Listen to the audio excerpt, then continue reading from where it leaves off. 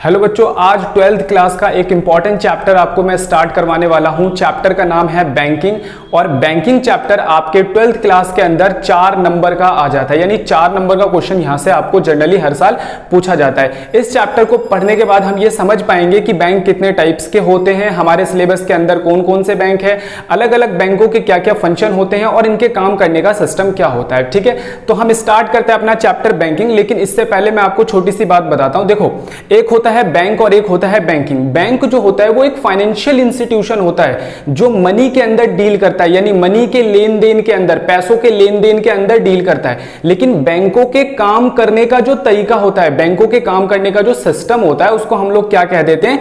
Banking कह देते हैं। ठीक है, तो इतनी बात आपको समझ में आ गई है। तो चलिए आइए हम स्टार्ट करते हैं। तो सबसे पहले इस चैप्टर में हम समझेंगे मीनिंग ऑफ बैंकिंग, कि बैंकिंग का मतलब क्या होता है। बैंकिंग की डेफिनेशन लिखी है according to banking companies act 1949। देखो ये क्या है, एक कानून है, ये एक्ट है जिसके तहत सारे बैंकों को चलाया जाता है, यानी जो भी बैंक है वो इस कानून के अकॉर्डिंग चलाए जाते हैं। तो इसलिए बैंकिंग की डेफिनेशन भी इस कानून के अंदर, इस एक्ट के अंदर लिखी गई है।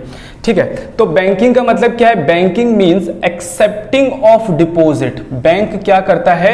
डिपॉजिट एक्सेप्ट करता है। किससे? फ्रॉम पब्लिक से। तो पहली बात आपको समझना होगा कि बैंक के काम करने का तरीका क्या होता है। बैंक पब्लिक से डिपॉजिट एक्सेप्ट करता है। जैसे मेरे पास पैसे हैं, आपके पास पैसे हैं, या कोई फर्म हो गया, कोई कंपनी हो गया, तो कोई भी फर्म वाला, कंपनी वाला सारे अपने पैसों को जमा करवा सकते हैं, डिपॉजिट करवा सकते हैं। किसके अंदर? बैंक के अंदर। तो बैंकों के पास इसी से पैसा आता है। ठीक है, अब ध्यान से समझना होगा, बैंक क्या उस पैसे को अपने पास होल्ड करके रखता है? ऐसा नहीं होता।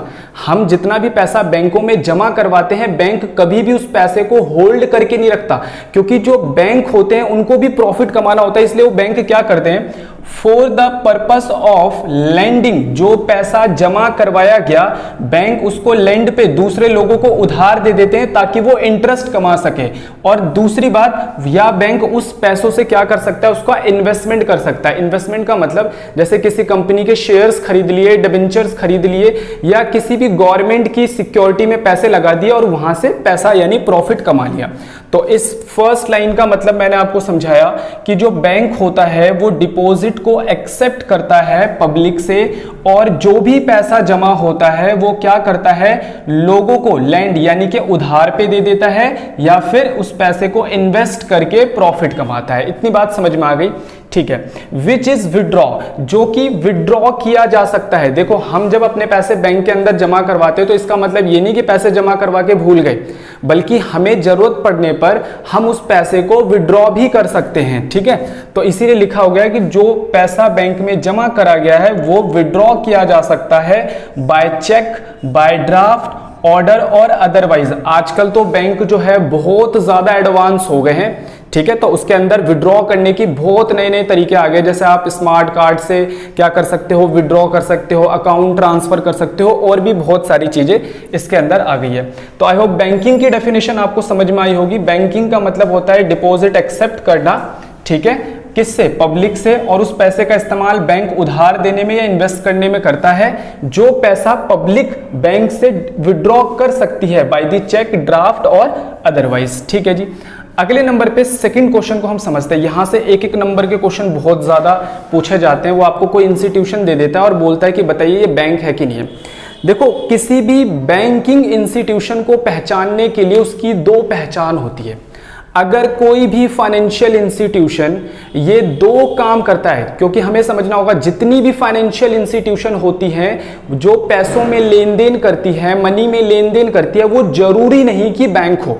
तो बैंकिंग फाइनेंशियल इंस्टीट्यूशन की पहचान करने के लिए उनकी 2 पहचान होती है। हम किसी भी इंस्टीट्यूशन को बैंक कब कहेंगे? जब उसके अंदर 2 फीचर्स पाए जाते हैं। एक्सेप्टिंग ऑफ डिपॉजिट, यानी वो पब्लिक से पैसे डिपॉजिट करती है। एडवांसिंग ऑफ लोन, और उस पैसे का इस्तेमाल दूसरे लोगों को, दूसरी कंपनियों को, फर्मों को लोन देने पर करती है। तो कोई भी हमसे पूछेगा हम किस इंस्टीट्यूशंस को बैंक कहेंगे, तो हम बोलेंगे हम उस इंस्टीट्यूशन को बैंक कहेंगे जिसमें ये 2 फीचर पाए जाते हैं, यानी कि वो डिपॉजिट एक्सेप्ट करता है और दूसरे लोगों को लोन देता है। तो आइए इसके ऊपर ये 2 नोट मैंने लिखे हैं जिसपे एक एक नंबर के कई बार क्वेश्चंस आते हैं, ये समझ लेते हैं। कह रहा है यहां पर एक्सेप्टिंग डिपॉजिट अलोन, कह रहे कि सिर्फ डिपॉजिट एक्सेप्ट करना does not make a financial institution, वो फाइनेंशियल इंस्टीट्यूशन नहीं कहलाएगी, यानी वो फाइनेंशियल इंस्टीट्यूशन बैंक नहीं कहलाएगी अगर वो सिर्फ डिपॉजिट एक्सेप्ट करती है। जस्ट लाइक इसके अंदर हम कह सकते हैं पोस्ट ऑफिस, क्योंकि पोस्ट ऑफिस कभी भी लोन देने का काम नहीं करता।